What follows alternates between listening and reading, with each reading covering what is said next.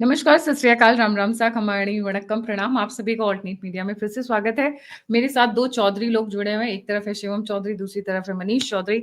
मुद्दा बड़ा इंटरेस्टिंग हो गया है।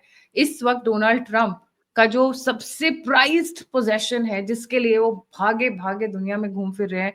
कभी वियतनाम से बात कर रहे हैं, कभी कंबोडिया से बात कर रहे हैं, पाकिस्तान से बात कर रहे हैं, आसिम मुनीर को बुला रहे हैं।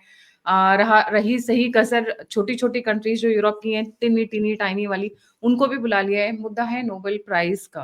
मोदी जी ट्रंप का नोबेल पीस प्राइज छीनने के चक्कर में है लग रहा है। मिनिस्ट्री ऑफ एक्सटर्नल अफेयर्स का एक सर्कुलर आया, एक नोटिस आया, उसके बाद से ट्रंप की रातों की नींदें उड़ गई हैं। स्टार्ट करते हैं शिवम से। Shivam, a very warm welcome on the show. The platform is yours. जी। जी। गायत्री जी नमस्कार, सभी दर्शकों को जय श्री राम। देखिए, डोनाल्ड ट्रंप की जो सुई है या कहीं जो टेप है, पिछले 4 महीने से एक ही चीज पे अटकी हुई है कि कोई मुझे नोबेल प्राइज दे दीजिए। मैंने इतने सारे युद्ध रुकवाए हैं। मैंने थाईलैंड और कंबोडिया के बीच का युद्ध रुकवाया है, मैंने भारत पाकिस्तान के बीच रुकवाया है, इसराइल ईरान के बीच रुकवाया है। लेकिन ये सबको पता है कि उसने अब तक कोई युद्ध रुकवा नहीं पाया है। वो ये भी क्लेम करता था कि जब मैं आऊंगा तो 24 घंटे के अंदर अंदर यूक्रेन और रशिया का युद्ध रुकवा दूंगा। वो भी वो नहीं कर पाया, सालों साल हो चुके हैं।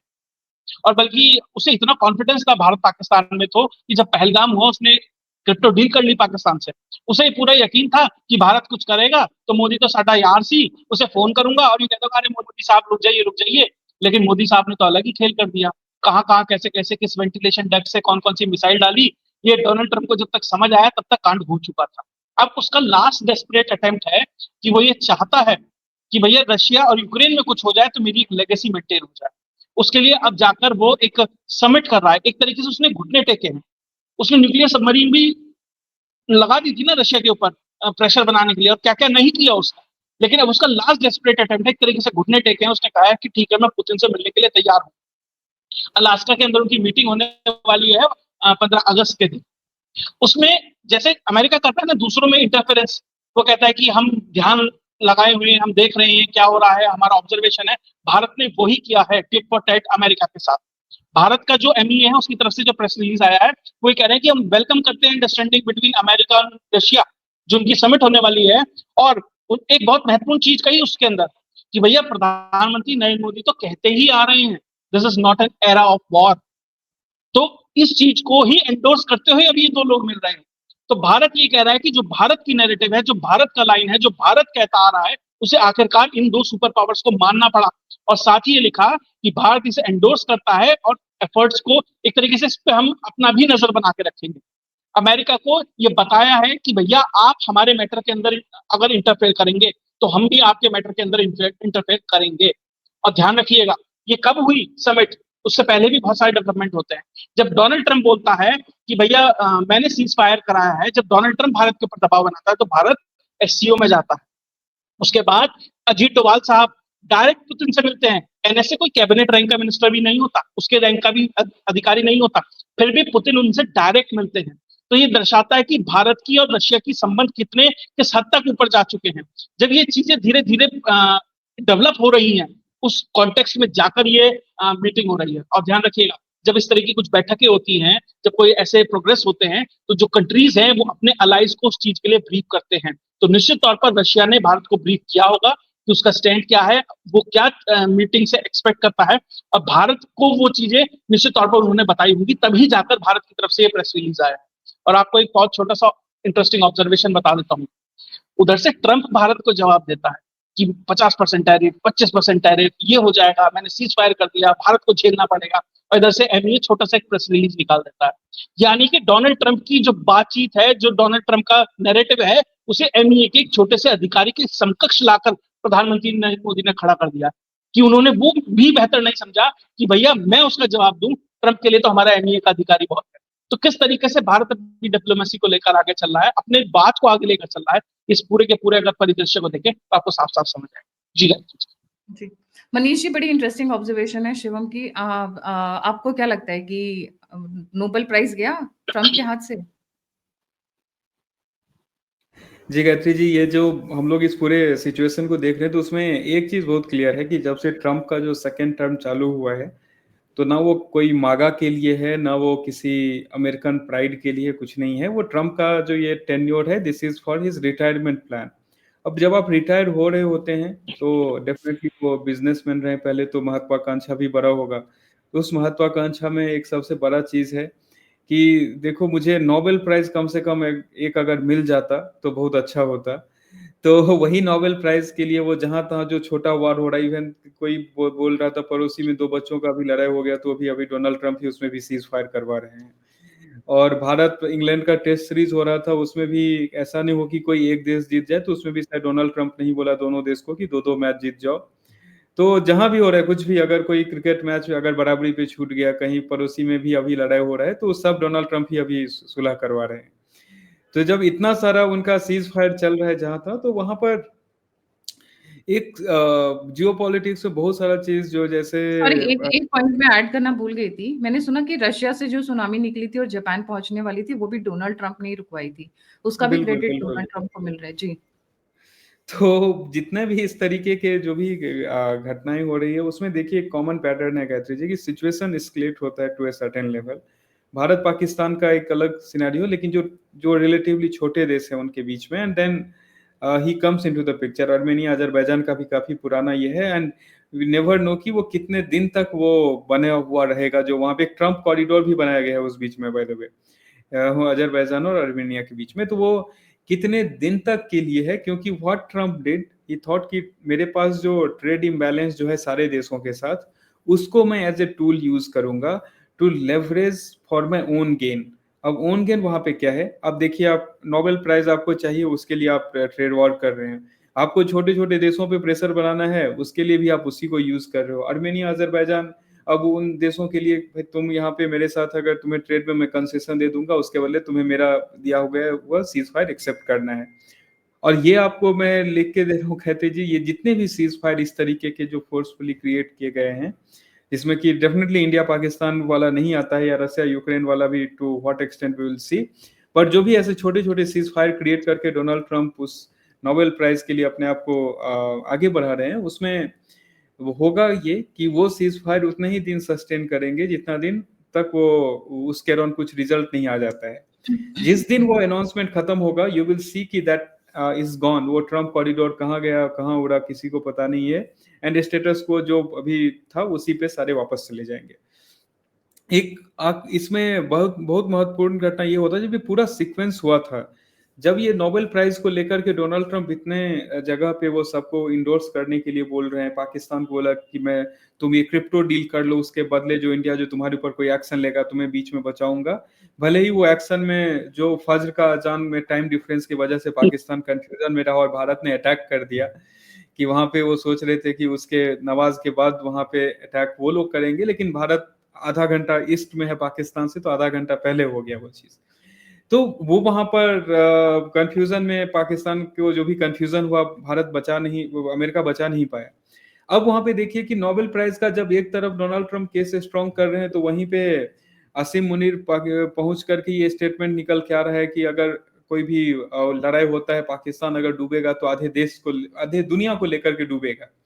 तो ये भी उनके नोबेल पीस प्राइज़ का ही एंडोर्समेंट काइंड ऑफ है, या किस तरीके का, ये तो नहीं समझ में आ रहा है कि आप अपने जगह पे आप एक दूसरे स्टेट के गेस्ट को होस्ट कर रहे हो, और वो पूरा आधे दुनिया को न्यूक्लियर वॉर में खत्म करने की धमकी दे रहा है।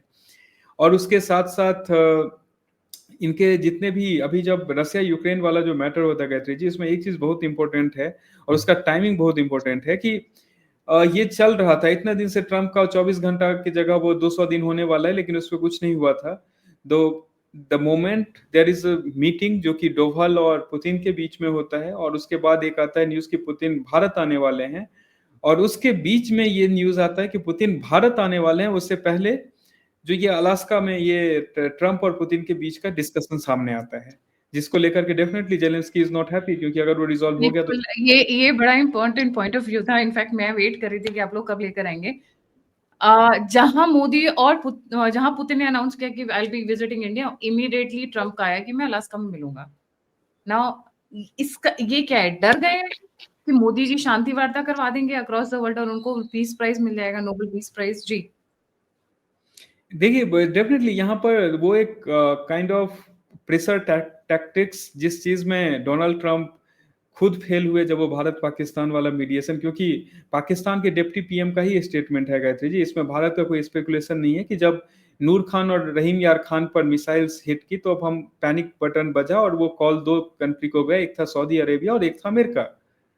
लेकिन उससे पहले ही वो बात जो है, अमेरिका ने तो जेडी वांस का तो एक कॉल आया था कि पाकिस्तान बहुत बड़ा अटैक करने वाला है, उससे पहले ही जो होना था इधर से वो तो हो चुका था, तो उस कॉल का कुछ ये था नहीं। और उसके बाद वहां से सिंपल लेके कि अगर कि डीसीएमओ लेवल पे कन्वर्सेशन में जब वो लोग बोले कि मुझे रुक जाइए अबॉर्ड नहीं, तो रोका गया। तो वहां पर जो ट्रंप को वहां देरी हो गई कि उसमें कुछ वो कर पाते, उससे पहले जो भारत कर दिया, वो ट्रंप उस गलती को यहाँ नहीं दोहराना चाहते हैं कि ट्रंप पुतिन और मोदी के मीटिंग से कोई स्टेटमेंट ऐसा निकल करके आए कि यूक्रेन पर बात होगी एंड ऑल, उससे पहले जल्दी जल्दी में लेट्स डू समथिंग।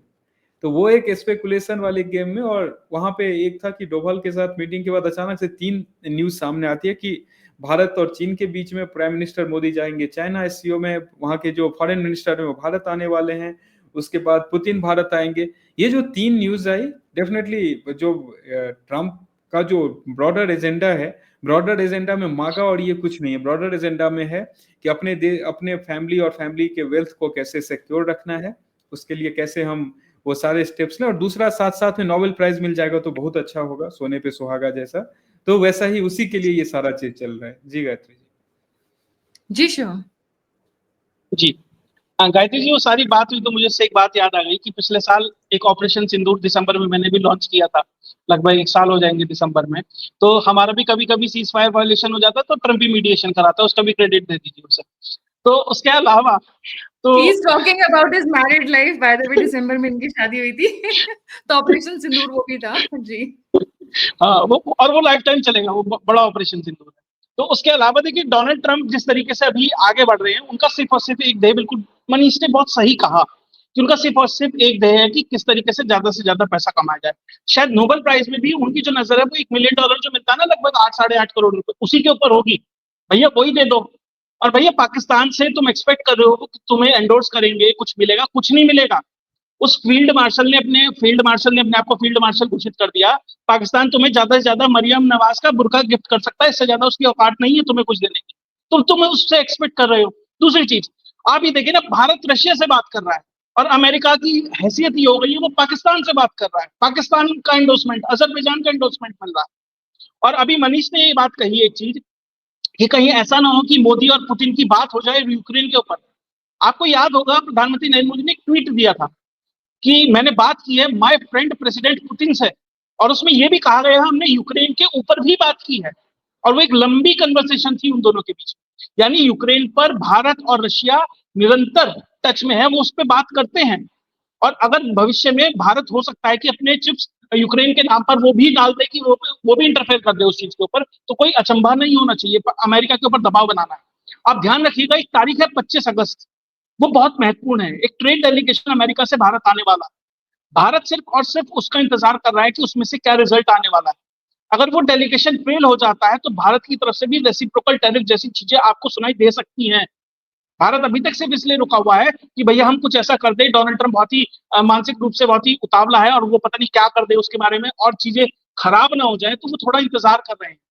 25 तारीख को ट्रेड डेलीगेशन आएगा, अगर बात बन जाती है तो बहुत बेहतर है, फिर ट्रंप को भी अपने टैरिफ वगैरह को वापस लेना पड़ेगा। अगर नहीं होता है तो भारत की तरफ से भी वो जवाबी कार्रवाई की जा सकती है, जो चाइना करता आ रहा है। डोनाल्ड ट्रंप ने कहा इतना %, चाइना ने कहा रेसिप्रोकल इतना, उसने कहा इतना। अभी जेडी वांस से ही पूछा गया, कल रात ही वो वीडियो आई है, तो उनसे पूछते हैं कि भैया चाइना भी तो तेल खरीद रहा है, आप उसमें क्यों नहीं लगाते? वो कह रहे हैं हमारी रिलेशन उनसे कॉम्प्लिकेटेड है, भारत से कॉम्प्लिकेटेड नहीं है, इसलिए हमने लगा दिया। भारत उसे कॉम्प्लिकेटेड करना जानता है, क्योंकि आपको चाइना के खिलाफ भारत की जरूरत है, क्योंकि आपको एशिया पैसिफिक में भारत की जरूरत है। तो भारत अभी उस तरीके से एग्रेसिव मोड में नहीं आया है। अगर वो आ जाता है तो आपके लिए उतनी सहज स्थितियां नहीं होंगी, फिर आपके खिलाफ तीन एक तरीके से फ्रंट हो जाएंगे। और ध्यान रखिएगा, फिलहाल भी भारत की दिक्कत अमेरिका से नहीं है, फिलहाल भी भारत की दिक्कत डोनाल्ड ट्रंप से है, और उनका जिस तरह का रिएक्शन आता है, जिस तरीके से वो काम कर रहे हैं, उसके ऊपर है। और जो इनकी समिट होने वाली है अलास्का में, बहुत महत्वपूर्ण है। किसके ऊपर हो रही है? यूक्रेन के ऊपर हो रही है ना। उसमें ज़ेलेंस्की को तो बुलाया नहीं, आपने यूक्रेन के किसी रिप्रेजेंटेटिव को नहीं बुलाया, और यूक्रेन के भविष्य का फैसला कर रहे हैं रशिया के साथ बैठकर। तो ये दर्शा रहा है कि किस तरीके से इमेच्योर्ड तरीके से पूरी दुनिया में डोनाल्ड ट्रंप अपनी पॉलिटिक्स को, अपनी नेगोशिएशंस को, इन चीज को लेकर चल रहे हैं। और जिस तरीके से अमेरिका टैरिफ टैरिफ टैरिफ और ये सब चीजें कर रहा है ना, कुछ ऐसा ही उन्होंने 1928-27 के आसपास किया था, जिसकी वजह से ग्रेट इकोनॉमिक रिसेशन 29 में आया था। अमेरिका रिसेशन की तरफ बढ़ रहा है। जब BLS के आंकड़े आते हैं ना अमेरिका में, जॉब्स के ऊपर सेटिस्फैक्ट्री नंबर नहीं आते हैं, तो डोनाल्ड ट्रंप को उसके अधिकारी को हटाना पड़ता है। सिर्फ इसलिए अमेरिका की स्थिति भी, इकोनॉमिक स्थिति बहुत बेहतर नहीं है, डोल्ड्रम्स में जाएगी जिस तरीके से वो पूरी दुनिया के साथ खेल खेल रहा है। और निश्चित तौर पर उसका फायदा भारत, वियतनाम और ऐसे जो देश हैं उनको निश्चित तौर पर होगा, क्योंकि अब चाइना वो लेवरेज लेने के लिए तैयार नहीं है, उसके पास वो पावर या माइट नहीं बची है। तो इसमें फायदा रशिया और भारत जैसे देशों को ही निश्चित तौर पर लॉन्ग टर्म में दिखाई दे रहा है। शॉर्ट टर्म कुछ परेशानी हो सकती है, लॉन्ग टर्म में आपको ही नहीं फायदा होता है। जी गायत्री। तो रशिया डरे, पुतिन डरे, ट्रम्प डरे हुए हैं। पुतिन और मोदी की मुलाकात हो रही है, पुतिन, मोदी और शी जिनपिंग की भी मुलाकात की कवायतें चल रही हैं। जी मनीष जी। इसमें देखिए कहते जी, इसमें जो हम लोग शुरू से, इसमें दो चीज है कॉन्फ्लिक्ट ऑफ इंटरेस्ट हम लोग शुरू से देख रहे हैं। एक है डोनाल्ड ट्रंप का personal agenda versus US as an ecosystem जो पूरा है उसका गोल।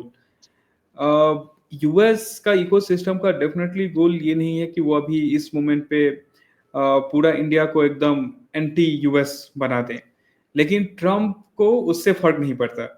ट्रंप को फर्क नहीं पड़ता मतलब कि एज लॉन्ग एज जो नोबेल प्राइज है कुछ डॉलर और ये सब हो जाए तो मेरा काम चल जाएगा।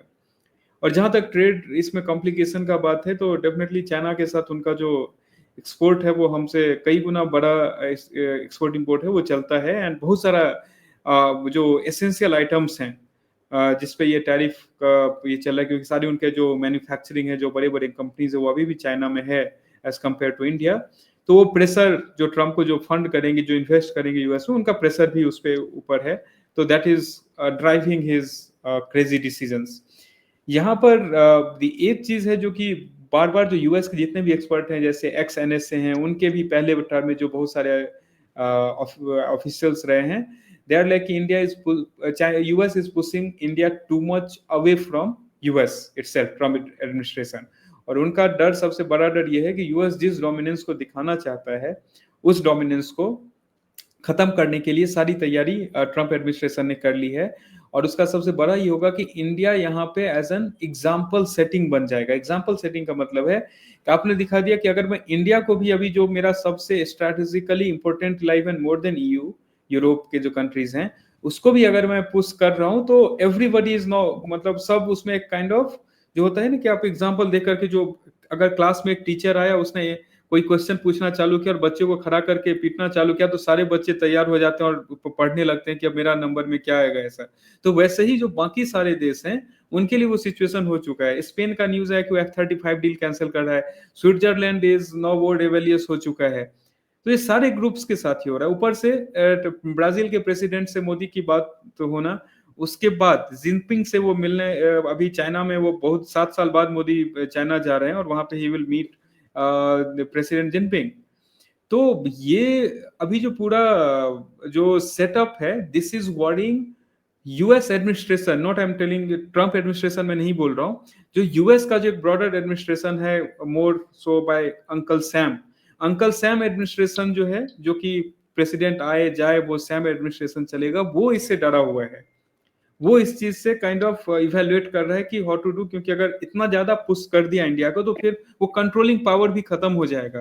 Then for what you will try to get a control over India को आप मैनिपुलेट करने का कोशिश करोगे अपने हिसाब से, या आपका इंटरेस्ट, वो एक बार हो गया तो हो गया। और सबसे इंपॉर्टेंट ये हुआ है कि यहाँ पे कल शायद आई गेस एक पॉडकास्ट में ये था कि यहाँ पे सेंटीमेंट इस बार क्या हुआ कि in general India had a pro Trump sentiment in general, not just with in the administration but in general. But अभी क्या हुआ है कि more than US it's more anti Trump sentiment जो यहाँ बिल्ड हुआ है। एंड इसका रिपरकशंस इंडिया का सबसे बड़ा जो स्ट्रेंथ अभी के टाइम वो ये होता है कि अगर आप कुछ भी इंडिया में आप ऐसा करते हो भारत के विरुद्ध, तो सरकार से ज्यादा जो यहाँ का जो 1.5 बिलियन का जो हमारा लगभग 1.5 बिलियन का पॉपुलेशन है, उसका जो मार्केट में जहां से आप कोई भी चीज परचेज करते हो वहां हमारा बहुत बड़ा पावर है। हमारा कंजम्पशन इकोनॉमी जो है बहुत बड़ा है, उसके ऊपर डायरेक्ट इम्पैक्ट जाने वाला है, and which is related to any and every business जो यूएस से रिलेटेड होगा। इवन कि मैं कहीं कहीं पे तो पोस्ट भी देखना चालू कर दिया, now I am ordering from burger Singh not burger king. तो वो भी देखने के लिए आपको मिलेगा वहां पर।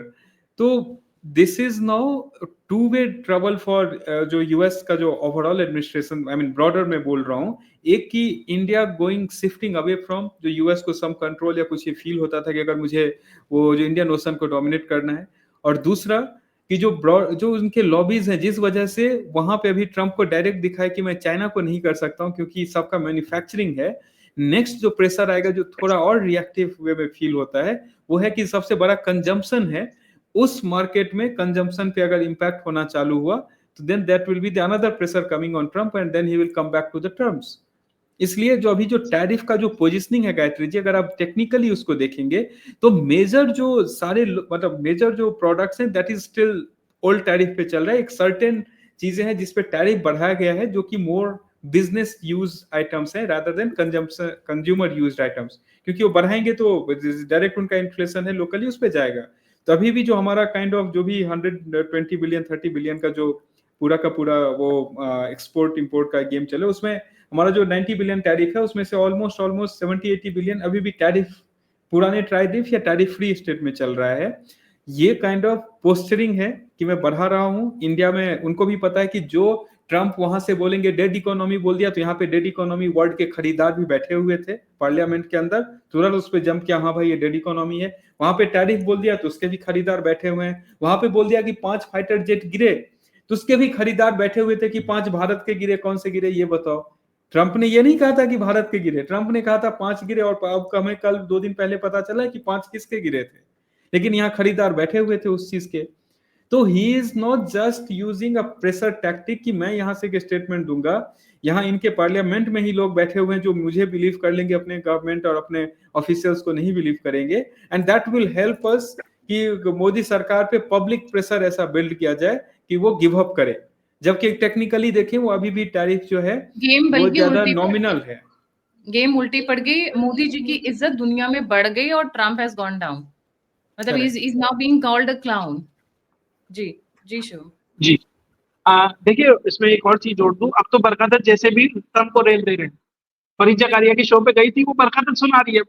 और क्या बुरे दिन आएंगे यार तुम्हारे, बरकत जैसे लोग तुम्हें तुम्हारे शो पर आकर तुम्हारी धज्जियां उड़ा दे रहे हैं। और दूसरी चीज, अगर डोनाल्ड ट्रंप ये सोचते हैं कि वो कुछ बयानों से कुछ टैरिफ से भारत पे दबाव बना लेंगे, भैया गालवान और डोकलाम में जब शी जिनपिंग मोदी पे दबाव नहीं बना पाएगा तो आप क्या हो। जब एक न्यूक्लियर पावर्ड कंट्री जो ये कह रहा है कि भैया भारत एक चमचमाती मर्सिडीज है और हम बजरी से बड़े डंपर हैं, पाकिस्तान की तरफ से है, और अगर डंपर मर्सिडीज से टकराएगी तो देखिए किसका नुकसान होगा। जब भारत उस डंपर से नहीं टकराया और नूर खान एयरबेस के 45 बाई 45 सेंटीमीटर के एयर वेंटिलेशन डक्ट से ब्रह्मोस दाग दाग के तुम्हारी ऐसी तैसी कर दी, तुम्हारा सेंट्रल न्यूक्लियर कमांड उड़ा दिया, तो डोनाल्ड ट्रंप के 4 बयानों से भारत डर जाएगा क्या। चीजों को किस तरीके से मैनेज करना भारत बेहतर तरीके से समझ रहा है। स्ट्रेटेजिक ऑटोनॉमी की जो बात होती है वो भारत उसी तरीके से आगे बढ़ रहा है। दूसरी चीज, डोनाल्ड ट्रंप कह रहे हैं 50% टैरिफ लगा देंगे, और अभी भी मात्र 90% ऐसी चीज है जो भारत के प्रोडक्ट जाते हैं अमेरिका में, उनके ऊपर टैरिफ नहीं है, मात्र 10% के ऊपर लग रहा है, वो 50% टैरिफ भी टेक्सटाइल है, जेमस्टोन्स है, इस तरह के प्रोडक्ट के ऊपर लग रहा है। फार्मा और बहुत सारी चीजों पर लग भी नहीं रहा है। और भारत उस नुकसान को ऑफसेट करने के लिए क्या करेगा, अच्छा टैरिफ तो लगा ही दिया, क्या दिक्कत है, चलो भाई रशिया वालों ऐसा करो और थोड़ा सा कुछ और 10-5 मिलियन तेल और भेज दो, हमें कोई दिक्कत नहीं है। भारत उनसे और सस्ता तेल लेके जो उसमें फायदा होगा वहां से उसे ऑफसेट कर देगा, क्या नुकसान है भारत को। और दूसरी चीज, आप 50% टैरिफ ऑलरेडी लगा चुके हो, 50% पे भी ट्रेड नहीं होगा। 100 रुपए की चीज अब आपके यहाँ 150 रुपए की 160 की बिकेगी, क्योंकि 10% पहले लगा दिया था, वो तो ब्लैंकेट सबके ऊपर ही था। तो 160 की तो वैसे ही बिक्री है भैया, वो 100 अब उसे 500 रुपए कर दे, उसे 250 रुपए कर दे, 1000 रुपए कर दे, वो तो ना 150 पे बिक्री ना 500 पे बिक्री। तो अब टैरिफ को बढ़ा के 500% कर दे, कुछ भी कर दे, कोई फर्क नहीं पड़ेगा। जो नुकसान होना था वो ऑलरेडी हो चुका है, तो भारत को अब और धमकियों से कोई फर्क पड़ेगा नहीं। हाँ, कोई कह रहा है मैं फार्मा पे लगा दूंगा, इतना % लगा दूंगा, 250% लगा दूंगा। भैया तुम्हारे यहाँ हाइड्रोक्लोरोक्विन की कमी हो गई थी जब भारत ने अपने यहाँ से एक्सपोर्ट बंद कर दिया था कोरोना के दौरान, डोनाल्ड ट्रंप को डायरेक्ट फोन करना पड़ा था मोदी को। तुम्हारे मार्केट की 40% जेनरिक मेडिसिन भारत से आती है, करके देखो। कल ही शुगर, बीपी और पता नहीं ओबेसिटी और किस किस के जो तुम्हारे मरीज हैं कल ही चिल्लाने लगेंगे, मागा वाले ही चिल्लाने लगेंगे। तो डोनाल्ड ट्रंप के पास बहुत ऑप्शंस उस तरीके से कॉन्टेक्स्ट में तो नोबेल नोबेल प्राइज तो गया तेल लेने, जनता बोलेगी मतलब जनता ही घेर लेगी, किसी और को घेरने की जरूरत ही हेलो, नहीं है। सॉरी आपका कनेक्शन चला गया था, एक बार रिपीट करें। अच्छा, मैं ये कह रही थी कि अगर ऐसा कुछ सिचुएशन हो जाता है जहां पर इन्फ्लेशन इतना बढ़ जाता है, दवाइयों के प्राइस बढ़ जाएंगे, तो इनकी जनता ही इनको घेर लेगी। मागा प्राइस, अरे नोबेल प्राइज सब तेल पे। ऑलरेडी इन्फ्लेशन हाई है, ऑलरेडी वॉलमार्ट कह रहा है कि भैया हमने 10-10, 20-20% ऑलरेडी हमें अपने प्रोडक्ट्स को महंगा करना पड़ा है। और ये उनके अंदर, जब कांग्रेस के अंदर, उनकी सेनेट के अंदर बातचीत चलती है, उसी के अंदर वहां के सेनेटर इस चीज को लेकर बात कर रहे हैं कि ऑलरेडी प्राइस हाइक होने लगा है। भैया यहाँ से अगर कोई चीज महंगी जाएगी तो एक्सपोर्टर तो अपना मार्जिन रख के भेजेगा ही। अगर वहां कोई चीज महंगी पहुंच रही है तो उसको वहां का जो इंपोर्टर है वो जनता के ऊपर ट्रांसफर करेगा। ऑलरेडी अभी आपने शेयर किया यूएस के अंदर इन्फ्लेशन ऑलरेडी बढ़ने लगी है। तो अभी ये अमेरिका में जो मांगा वाले हैं ना, यही भागेंगे इसके। अभी मिड टर्म इलेक्शन होने वाले हैं, दूध का दूध पानी का पानी हो जाएगा, कौन कितने पानी में है मिड टर्म इलेक्शन में पता लग जाएगा इसे।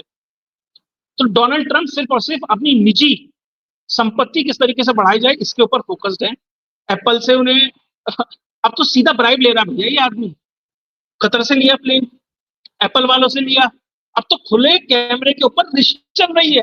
अब एप्पल क्या वाला ढाका तो छुपा बेचारा है? ऐसे दे रहा था कि सरकार मेरा बिजनेस बख्श दो, आप जो बोलोगे वो मैं करने को तैयार हूँ। आप रंगदारी। क्लोज शॉट, आप क्लोज के शॉट देखोगे ना, टिम कुक के हाथ कांप रहे हैं जब वो बोल रहा है, वो शिवर हो रहे हैं, उसे लग रहा है कहीं कोई गलती ना हो जाए। ये स्थिति है आज अमेरिका के अंदर। तो डिक्टेटरशिप तो ये है। मोदी को डिक्टेटर कहने वाले इसे डिक्टेटर कह के दिखाए ना, जो सीधा सीधा ये कह रहा है इंटेल के सीईओ को इस्तीफा दे। ये स्थिति आ गई है। तो आप सोचिए किस तरीके से अमेरिका की स्थिति है। ये डिक्टेटरशिप होती है। पुतिन क्या कर रहा है? कुछ भी नहीं कर रहा है। अरे जो कर रहा है कम से कम और आड़ भी तो कर रहा है, ये तो खुला कर रहा है। जी जी, thank you so much Shivam, thank you so much Manish ji for joining. जाने से पहले सभी व्यूअर्स से रिक्वेस्ट है, please don't forget to like, subscribe and share the alternate media. अगर आप कंट्रीब्यूट करना चाहते हैं तो नंबर यूपीआई स्क्रीन के ऊपर, आप फीडबैक देना चाहते हैं, मुझसे जुड़ना चाहते हैं, इन्फॉर्मेशन शेयर करना चाहते हैं, तो सभी के सभी लिंक्स डिस्क्रिप्शन बॉक्स में एक पॉइंट जाते जाते डेफिनेटली करूंगी। This is the first time when the ministry of external affairs has come forward and taken a credit. नहीं तो भारत की आदत क्या है, नेकी कर दरिया में डाल। टर्की को दिया, टर्की ने बैकफायर किया। कितनी कंट्रीज हम लाइन से गिना सकते हैं जिनको हमने बहुत मदद की है, चाहे वो कोरोना के समय पे हो, उनके अर्थक्वेक के टाइम पे हो, या कुछ सुनामी के टाइम पर हो, सभी को किया। बट पलटकर हमने कभी उसका गुणगान नहीं किया, ऑफिशियली नहीं किया, सोशल मीडिया इन्फ्लुएंसर्स की बात नहीं, ऑफिशियली कभी उस चीज को क्लेम नहीं किया है। And I am happy ministry of external affairs has come out with this, क्योंकि कुछ लोगों को आईना दिखाना पड़ता है, कुछ लोगों को बताना पड़ता है, वो उनकी मेमोरी बहुत शॉर्ट होती है, तो उनको जताना भी पड़ता है।